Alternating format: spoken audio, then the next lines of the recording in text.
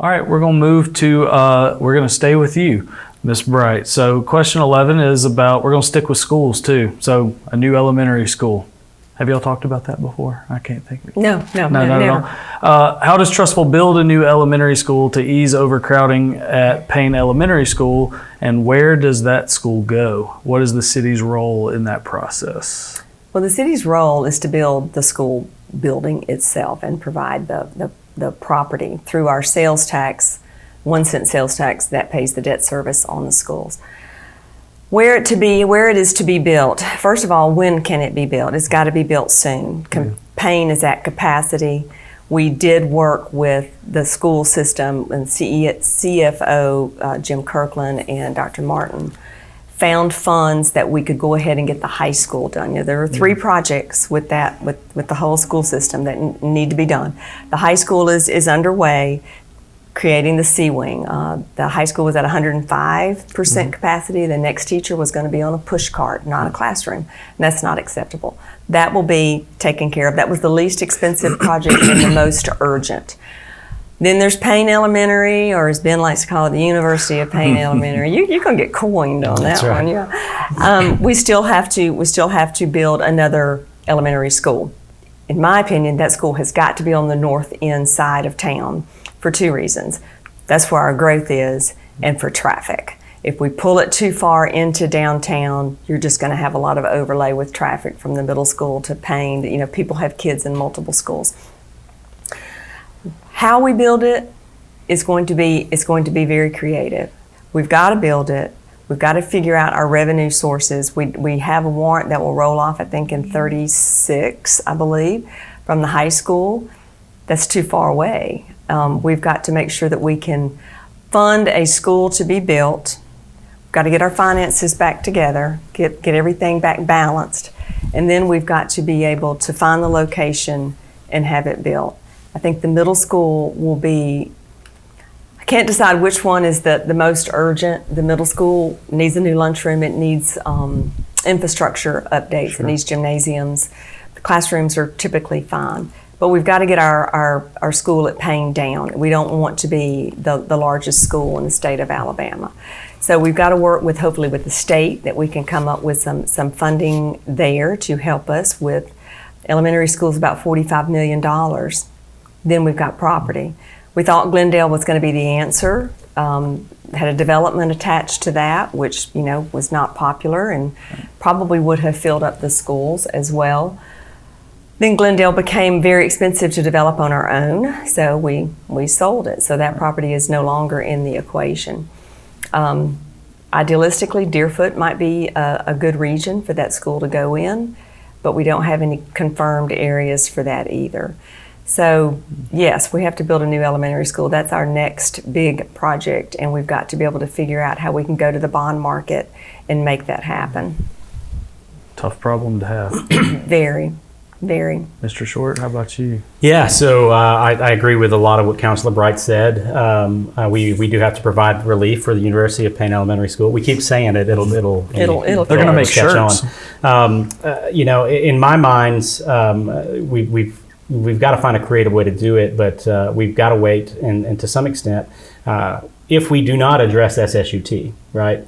Because if we address SSUT, we infuse that money back in and change the distribution model, and then online sales, the school gets to take advantage of part of that. Because right now they make nothing, right? They get nothing from that. So if we change that distribution model to a more equitable distribution, we can put those funds to the side in order to pay for one of the 2 projects, in my opinion. The other projects, to Councilor Bright's point, we're going to have to wait, and that's what I was looking at a second ago. I was looking at the debt service for when Magnolia and Cahaba fall off. I think that one falls first, but we're going to have to wait for debt service to fall in order to go to the bond market and pay for another project. So SSUT has to be the focus. I think that is the ultimate fix for a lot of the stress that the city finds itself in right now.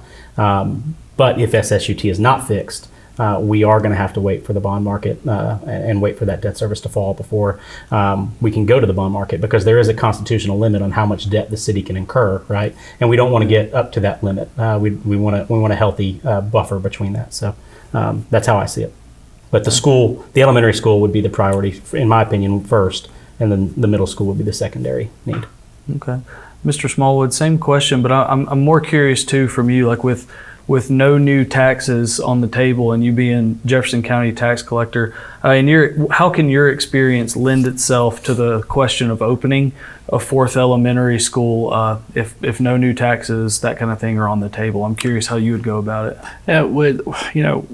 With encumbrances upon our ability to go to market right now, unfortunately, we're going to have to address, number one, our finances as a city, as I alluded to earlier, and get ourselves as quickly as possible on a financial plane that allows us to proactively move forward, to look at the markets as fast, as rapidly as possible. But also, we're going to have to be at the mercy of our legislative delegation here. I've reached out to them and had some preliminary meetings. I'm sure, as Councilor Short and Councilor Bright have done it likewise, and we have some assurances that that's going to be forthcoming.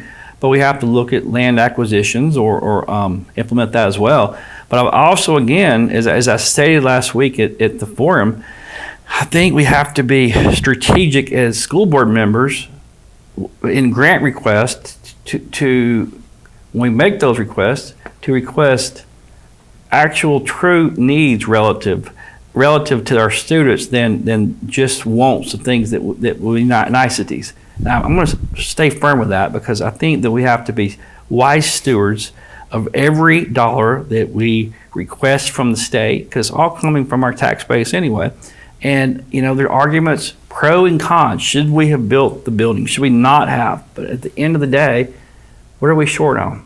We're short on education space, lunchroom space. So we have to have a plan that addresses that. We have to get ourselves in a financial plane that allows us to partner with the school district and go to market and get those funds and partner coincidentally at the same time with our legislative delegation. And I think we can do that without incurring new taxation or the prospects of having to raise any type of tax. I think we can do that realistically, and likewise, it's not going to transpire overnight. It's going to have to be a plan, a well thought out, methodical plan of how we do this. But it can be done. Any follow up? Anybody got anything on any of that? All right. Quick reminder that the Writer's Block Trussville Mayoral Forum Podcast brought to you by Courtesy GMC, which is proud to support Trussville City Schools, which we've been talking a lot about now, donating more than $225,000 to help our students succeed since the two entities formed a partnership in 2019. Community-driven Courtesy GMC. All right. This